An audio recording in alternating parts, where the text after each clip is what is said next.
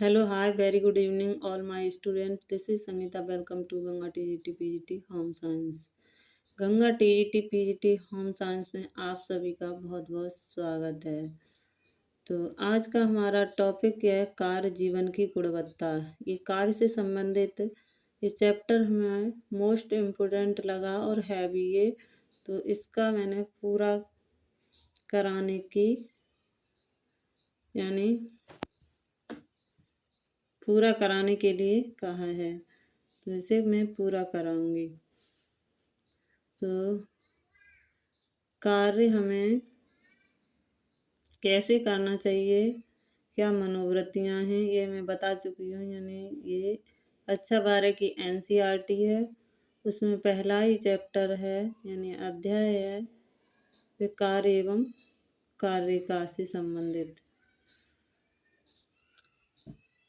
तो हमें ये सब पढ़ चुकी हूँ। तो कार्य कोई भी छोटा बड़ा नहीं होता, कि कार्य हमें सच्चाई और मेहनत से करना चाहिए।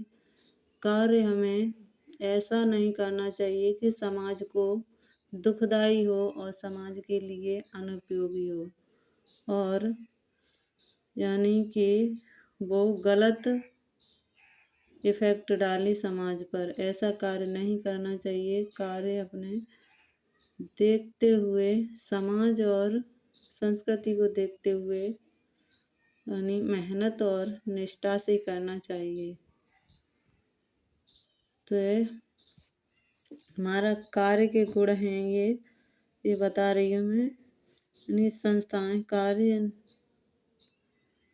कार्य जीवन की गुणवत्ता यानी संस्थाएं कर्मचारी के देखिए संस्थाएं कर्मचारियों के कार्य जीवन की गुणवत्ता क्वालिटी ऑफ वर्क लाइफ को महत्वपूर्ण मानती हैं। संस्थाएं किसे महत्वपूर्ण मानती हैं? कि कार्य जीवन की गुणवत्ता को यानी क्वालिटी वर्क लाइफ को। इस परिप्रेक्ष्य में से कर्मचारियों को महत्वपूर्ण घटक माना जाता है। इसी परिप्रेक्ष्य से कर्मचारियों को महत्वपूर्ण घटक माना जाता है। यह विश्वास किया जाता है कि जब लोग अपनी कार्य परिस्थिति से संतुष्ट होते हैं तो बेहतर कार्य करते हैं, काम करते हैं। कि जब लोग अपनी कार्य परिस्थिति से संतुष्ट होते हैं तो वो बेहतर कार्य करते हैं। जैसे कि किसी भी कार्य को करने में हमें संतुष्टि मिल रही है तो वह और अच्छा कार्य करेंगे। आगे देखते हैं। इसीलिए कर्मचारियों को प्रोत्साहित करने के लिए उनकी आर्थिक आवश्यकताओं के साथ साथ सामाजिक और मनोवैज्ञानिक आवश्यकताओं को भी पूरा करना आवश्यक है। इसमें अनेक दृष्टिकोण सम्मिलित होते हैं। मनुष्य देखिए यहाँ जी छोड़िए मनोवैज्ञानिक, मानसिक और भावात्मक परिप्रेक्ष्य से भी उपयुक्त हो कि एक स्वस्थ कार्य परिवेश को सही रूप से सकारात्मक कार्य परिवेश भी कहा जा सकता है। यानी मनोवैज्ञानिक, यहाँ से देखिए क्या है? अतः यह निर्णायक कदम सिद्ध होगा कि मानव प्राणी के लिए स्वस्थ एवं खुशहाल कार्य परिवेश बनाया जाए, जो भौतिक एवं सामाजिक अनुभूति के अतिरिक्त मनोवैज्ञानिक, मानसिक और भावात्मक परिप्रेक्ष्य में से उपयुक्त हो। एक स्वस्थ कार्य परिवेश को सही रूप से सकारात्मक कार्य परिवेश कहा जाता है। ये देखिए कुछ इनके पॉइंट दिए हुए। अतः इस प्रकार कार्य परिवेश निम्नलिखित बिंदुओं पर केंद्रित होता है। ये देखिए क्या क्या हमें सावधानियां बरतनी चाहिए, क्या पॉइंट है, क्या बिंदु है, ये देखते हैं। संगठन की आवश्यकताओं के अतिरिक्त प्रत्येक कर्मचारी की आवश्यकताओं एवं अपेक्षाओं पर समुचित ध्यान देना चाहिए। यानी कोई भी कंपनी करता है तो उसे संगठन की आवश्यकताओं के से अलग प्रत्येक कर्मचारी की आवश्यकताओं एवं अपेक्षाओं को भी समुचित ध्यान यानी कर्मचारी की क्या आवश्यकता है, क्या अपेक्षाएं, उस पर भी ध्यान देना आवश्यक है। आगे देखते हैं, प्रत्येक कार्यकर्ता को प्रेरित करके यानी कोई भी कार्यकर्ता है, काम करने वाला, उसे प्रेरित करना आवश्यक है। निष्पक्ष और सबके साथ सम्मान व्यवहार करके कोई भी कर्मचारी आपके यहाँ कार्य कर रहा है, उसे सम्मान न मिले तो वो उस प्रकार से कार्य नहीं कर सकता जिस प्रकार से उसे सम्मानित होने पर कार्य करता है। किसी से प्यार से कार्य कराया जाए तो वो आपका कार्य ज़्यादा कर सकता है। अगर उसे के साथ दुर्व्यवहार किया जाए तो वो कार्य को कम ही करेगा, उस एनर्जी से नहीं करेगा जैसे कि वो सम्मान व्यवहार के कारण कर रहा था। निष्पक्ष और सबके साथ समान व्यवहार यानी निष्पक्षता होनी चाहिए, यानी किसी के साथ भेदभाव नहीं, और सभी यानी कोई भी सही कैसा भी नौकर अपनेपन का भाव सभी को देना चाहिए, समान व्यवहार करना चाहिए, किसी को कम ज़्यादा नहीं आंकना चाहिए। आगे देखिए, तकनीकी कार्य क्षमता को सुनिश्चित और सुसाध्य बनाकर यानी तकनीकी कार्य यानी कि उसके शरीर को ही नहीं इतनी हानि पहुंचानी चाहिए, इतना दबाव डालना चाहिए उसके लिए। तकनीकी कार्य की तकनीकी कार्य को सुनिश्चित और सुसाध्य बनाकर कराना चाहिए। व्यक्ति को उसके योग्य कार्य देकर यानी व्यक्ति किस योग्य है उसी योग्यता के आधार पर कार्य देना चाहिए। आगे देखते हैं, जहाँ आवश्यक हो वहाँ प्रतिनिधित्व बनाकर रखना चाहिए, यानी जहाँ आवश्यकता पड़ती है वहाँ प्रतिनिधित्व भी बनाकर रखना है।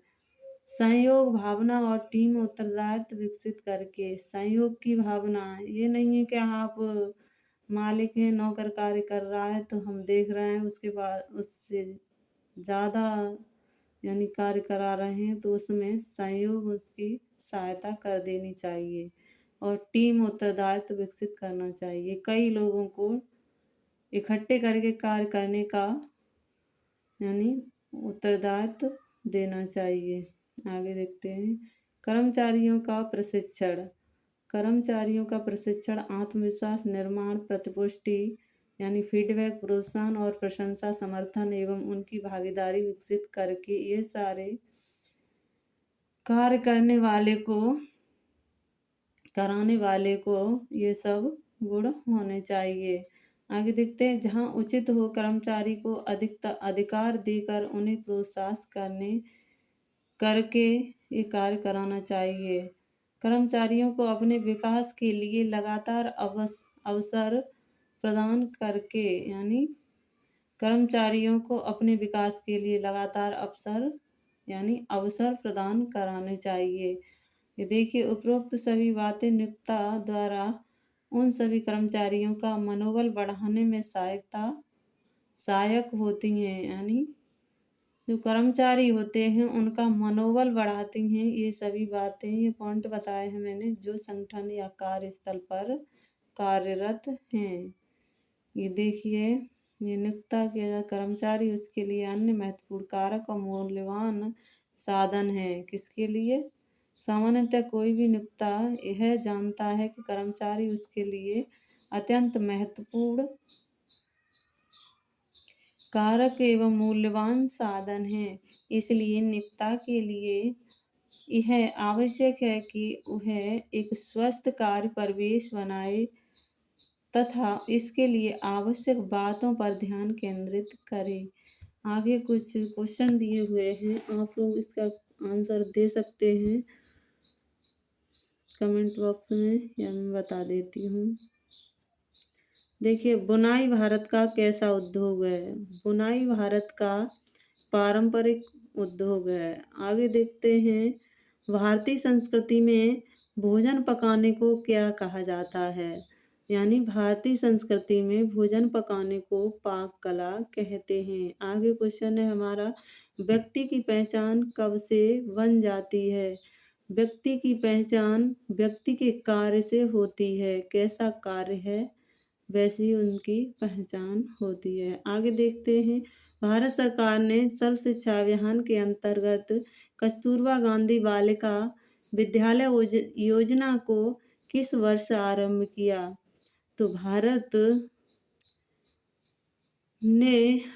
सरकार ने सर्व शिक्षा अभियान के अंतर्गत यानी कस्तूरबा गांधी बालिका विद्यालय किसके अंतर्गत आरंभ किया? तो ये सर्व शिक्षा अभियान के अंतर्गत किस वर्ष 2004 में ये आरंभ हुआ।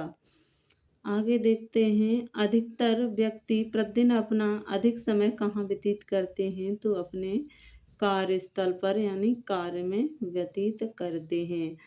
आगे देखते हैं हम, आजीविका के लिए जीवन कौशल देख लेते हैं।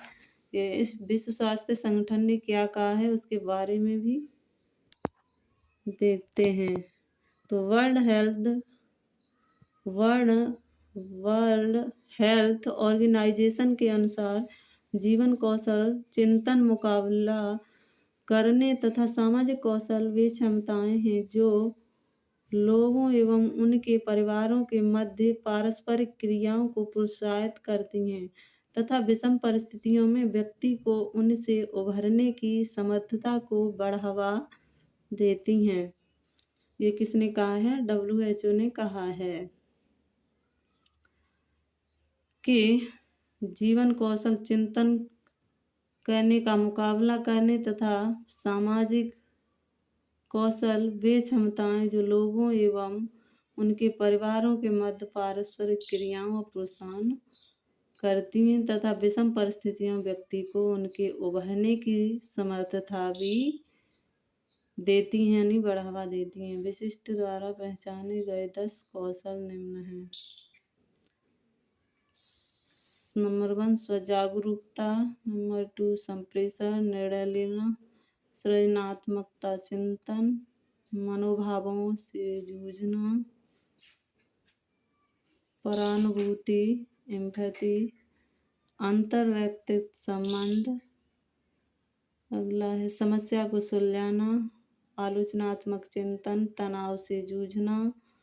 ये उचित और पर्याप्त ज्ञान, आवृत्तियां और मूल्य व्यक्ति को समुचित जीवन कौशल को विकसित करने में समर्थ बनाते हैं तथा नकारात्मक अनुचित व्यवहार को रोकते हैं। इसे निम्न प्रकार समझ सकते हैं। नंबर पहला है ज्ञान, आवृत्तियां, मूल्य प्लस जीवन कौशल प्लस योग्यता और व्यवहार प्लस सकारात्मक स्वास्थ्य, नकारात्मक व्यवहार की रोकथाम। देखिए अभी इसमें